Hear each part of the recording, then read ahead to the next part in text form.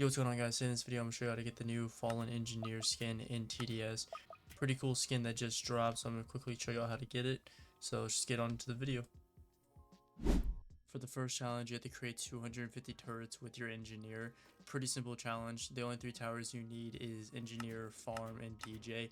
But literally, these are the only three towers you need to get it done. You can get this done in a single game on any map, really. All you just have to do is farm in the early game and place down engineers as you go, just so you don't die.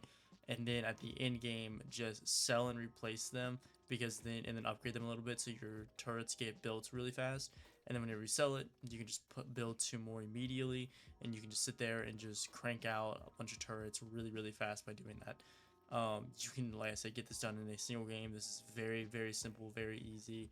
You don't even really have to macro. It's just if you don't get enough, you can do that. But yeah, do this on molten mode on literally any map, and you will get this done in a single game. I got it done in a single game within like 10 minutes. So yeah, I'm just gonna move on to the second challenge. For the second challenge, you have to deal 750,000 damage with the engineer.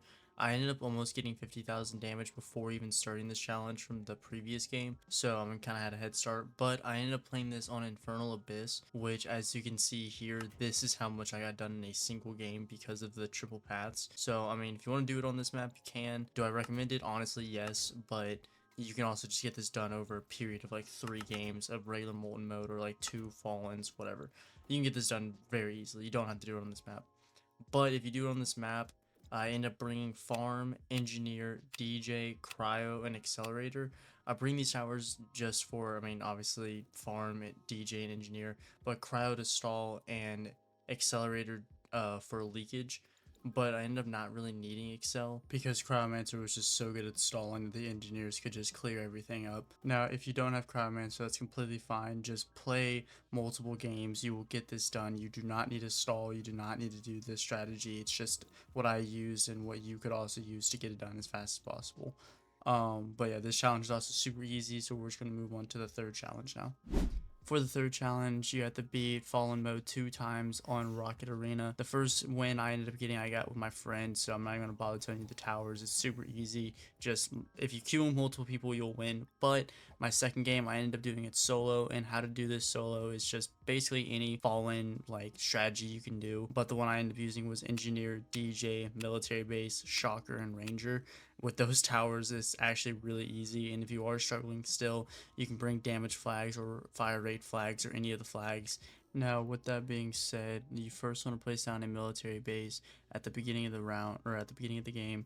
Then you want to place down a engineer, get it to level 2, and then from there just place down more engineers, place down more military bases, upgrade them obviously, and just go from there, upgrading everything as you go. Rangers should be one of the last things you place down. You should kind of focus on engineers and military bases. Military bases will stop leaking. Engineers will do the majority of the DPS. Electroshockers will not only stun, but also kill a lot of the air, if not all of the air. Rangers are really only there just so they don't get stunned, and so they'll take care of anything that like leaks through. But yeah, trust me, this is really simple. You can do this solo, and if you are struggling, just get a friend. Easily do this map duo, trio, quads, doesn't matter. Very easy map, very simple map. So we're going to move on to the fourth and final challenge. For the fourth challenge, you have to be hardcore 2 times on any map with engineer placed down. Now, me and my friend ended up using the leave and rejoin method to do this duo, and I'm going to describe that in this video, but you do not need to do that. You could probably find a guide out there somewhere with a strategy you could follow, or go on the Discord and find a squad that you can just queue up with and win. But if you want to do this duo, I'm going to quickly go into that now and how you can do that on Crossroads. Now, the only thing is that you're going to need a G soldier to do this strategy, and other than that, you'll be completely fine. Now, player 1 wants to immediately start farming right when the game starts. As you can see in the video, I try to get 4 farms down, and I try to get them to level 2 as fast as possible, and then I try to get a 5th farm down and put that to like level 1 or so. While that's happening, player 2 wants to place down a G soldier and get hidden detection as soon as possible. Once he gets hidden detection, he wants to leave and swap it out for either Excel or G minigunner, whichever one, does not matter, just a high DPS tower. Then from there, player 1 is just going to continue farming until wave roughly 9 or so, 9 or 10, and you want to place down a military base and upgrade it to level 2 to help with the hiddens and just the larger enemies.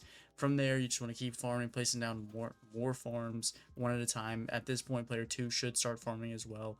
Then you just want to try to get down 3 military bases, all level 3, over the course of some time. You should get like one down, like one gunner first, then go to another one, then go to another one. At this point, you should have all 8 of your farms down if you're player 1. So what you want to do is save up for 600 or however much a DJ costs, and you want to place that down, not upgrade it, just place it down, leave the game, swap out your farms and your DJ for a high DPS tower like G Minigunner or Excel and Commander. Then you want to rejoin the game and continue farming from there. After that, you want to start saving up for a tank, and once you get a tank, you just want to start upgrading your farms to level 3 so you can earn some more money. From there, you're just upgrading your tanks one by one until you get all 5 of your tanks down, all your farms to level 3, and then from there, you're just going to start maxing out your DJ for that Gravedigger boss. And if you're worried about not being able to afford DJ or you can't afford DJ, that's fine. Gravedigger will give you enough money. I just suggest getting max DJ because it helps player 2 out with affording more tanks and affording max out farms, because they're not going to be making as much money as you because you have all the tanks and you're getting all the kills. Now, after Gravedigger, it's really just in the home stretch. All you want to do now is just start maxing out your tanks, placing down all your NGs in the back, like, right corner of the L shape, because that will stop the like spirit snatchers, whatever they're called, from spawning in Ghost. Place down high DPS in the back part of the L, and if you can, line up your commanders next to your DJ so they can reach the rangers across the pathway.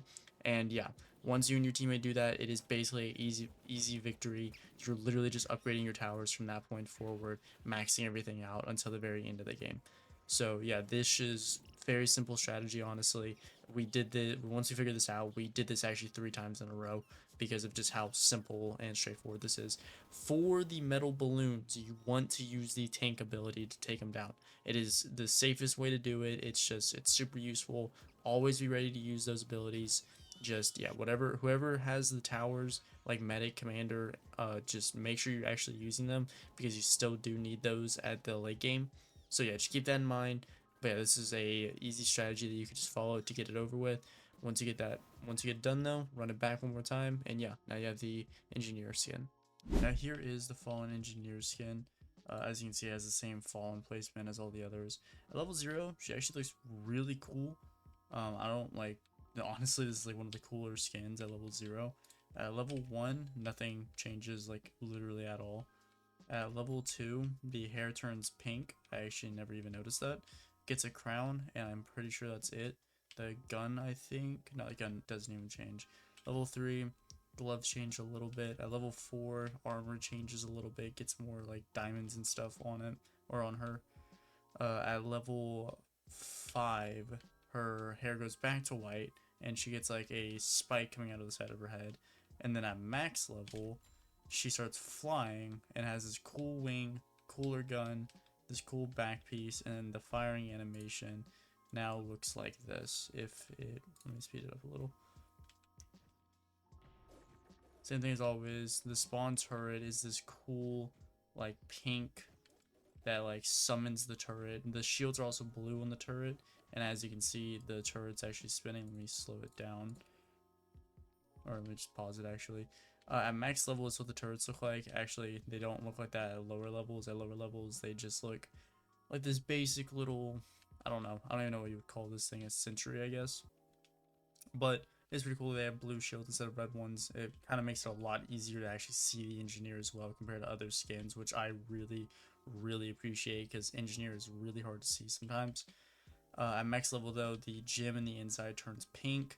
You get these 2 tiny ones that go off to the side, and of course it also shoots a lot faster, and the lightning that comes out of it is actually pink instead of blue, like these are here, as you'll see end up firing.